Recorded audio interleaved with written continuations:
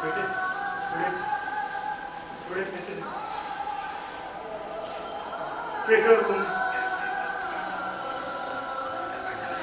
और बोलने ताबड़तोड़ मार के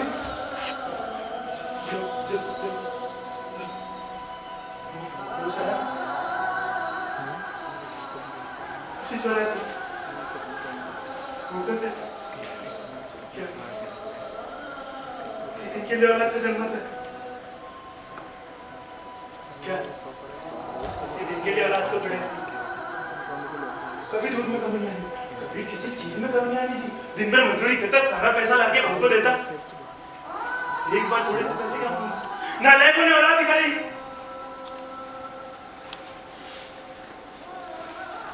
इससे तो ये औलाद होना बेहतर।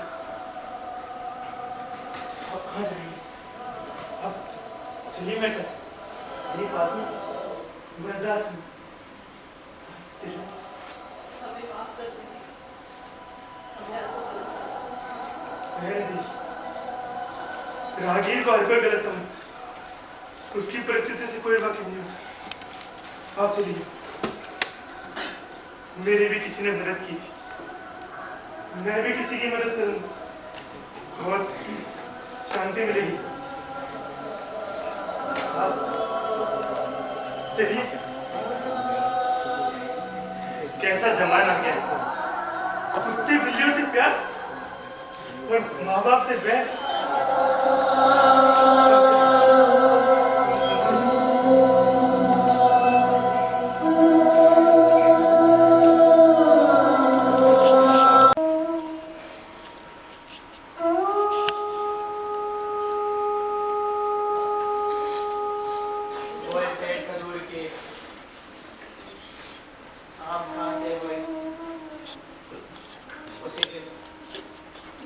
यही कहा था ना पिताजी। मुझे माफ कर दो समर, मुझसे बहुत बड़ी गलती हो चुकी है। मैं नादान हूँ, कभी बड़ों का अनुभव समझ ही नहीं पाई। पापा, मैं दादी को मारा, मम्मा को मारा।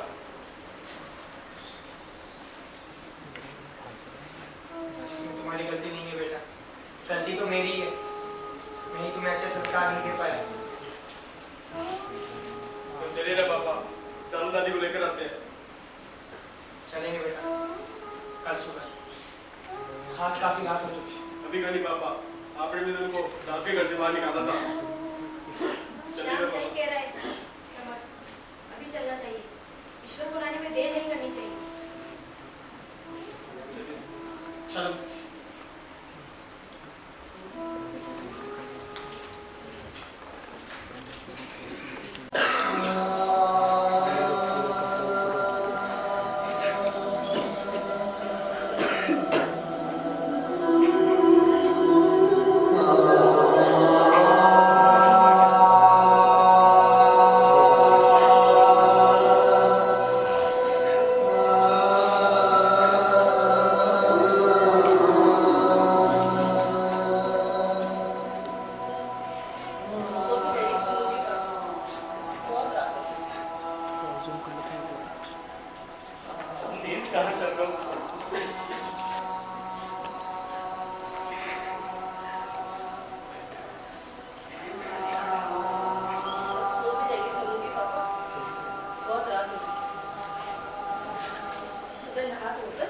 मंदिर चलेंगे, वहाँ कार्यक्रम में भागवत का भागवत सुनेंगे तो थोड़ा पुण्य मिलेगा। क्या कहा भागवत? अरे बचपन में बहुत सुना करता था, कहता लेकिन क्या फायदा सुनने का। बचपन में जो संस्कार लिए वो तो सारे बच्चों में डाले, फिर भी आज ये स्थिति है कि हम दर दर की ठोकरें खा रहे हैं। अरे ये तो भला उन संस्था वालों का जिन्होंने हम जैसे बूढ़े लोगों के लिए वृद्धाश्रम खोल रखा है, वरना उस काली रात से हम कहाँ रोड पर भटकते फिरते। देखो मेरे बच्चे का तो है संस्कार, आप उसके लिए कुछ नहीं कहेंगे। तुम्हारा वही बच्चा उस उल्टा के सामने कुछ नहीं बोला उसने।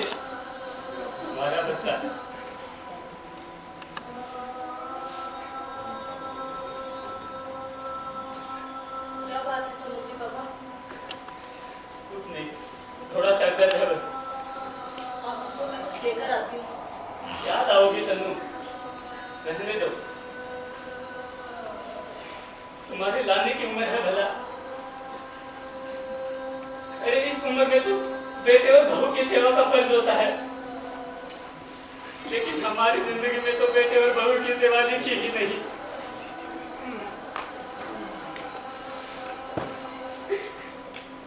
आप चिंता मत करो, यहाँ वृद्धाश्रम में बहुत लोग सेवा करते हैं, मैं किसी को बुला कर लाती हूँ। रहने दो सन्नू, जब किसी की आंखें दया की कातर दृष्टि से मुझे घूरती है तो अच्छा नहीं लगता। आज तक मदद ही तो करता आया हूँ,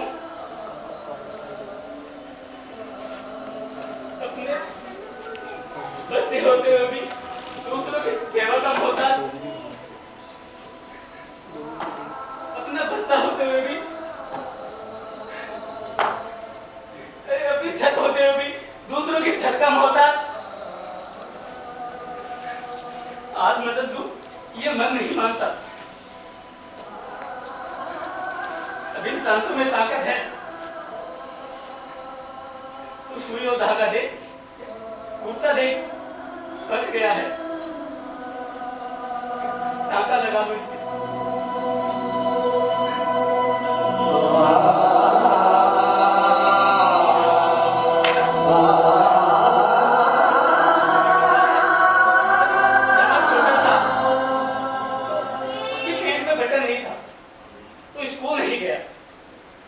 इतना पैर पटक पटक के रोया करता था, पापा पेंट का बटन लगा दो।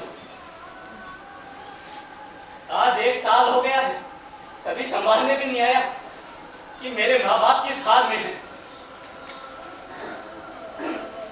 उनकी तबीयत कैसी है, क्या उनके पास तन ढकने के लिए कपड़े भी हैं। वाह ईश्वर, तेरी लीला। आप फिर से चालू हो गए। सुई और ये धागा। आपको दिखाई नहीं देता? मुझे सब कुछ दिखाई देता है।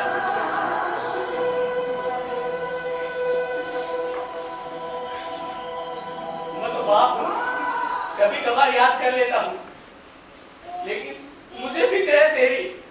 तेरा क्या हाल होता होगा जब तू अपने बेटे को याद करती है। अब बस भी करो, मुझे बुलाओ।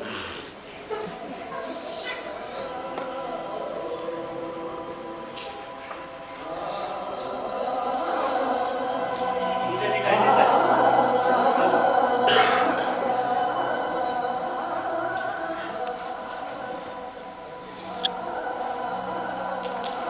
नहीं पिताजी, मुझे नहीं। कौन? मैं समझ। अरे हट, यहाँ भी मारने आया क्या तू?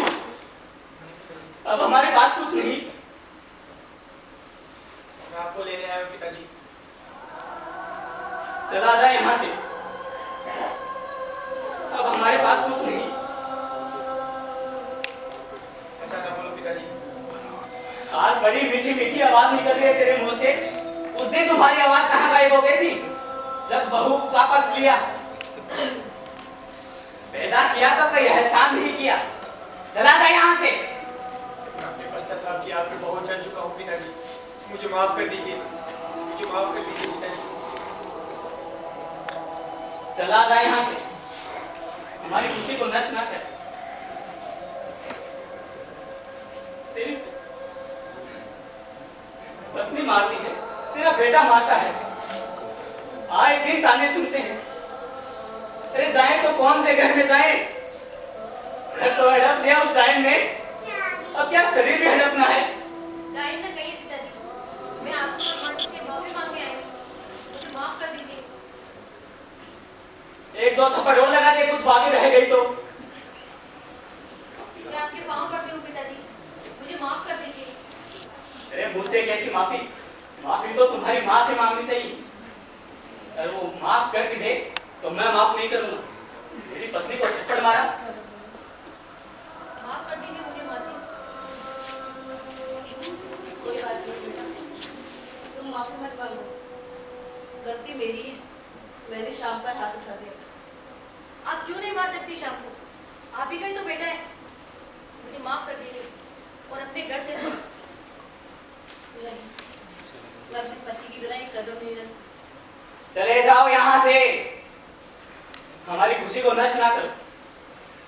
पिताजी रुकिए पिताजी।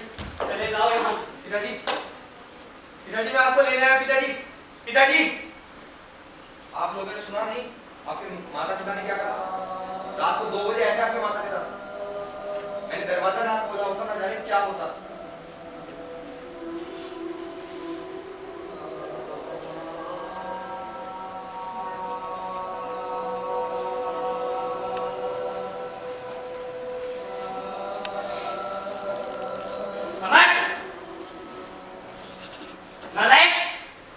इधर आ। चलो बैग उठा। माफ करिए पिताजी। कहा ना बैग उठा।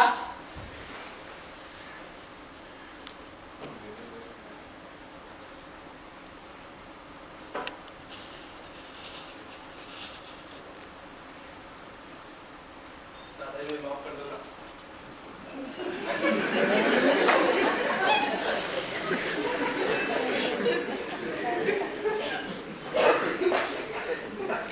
कुछ हो जाओ आप तो फिर चले लक्ष्मी नारायण हाउस।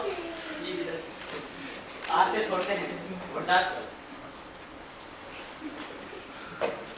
आप भी अपने बच्चों में अच्छे संस्कार डालें। अच्छे संस्कार कभी नहीं, माना कि बच्चों से गलती होती है, लेकिन गलतियों को माफ करना पड़ता है।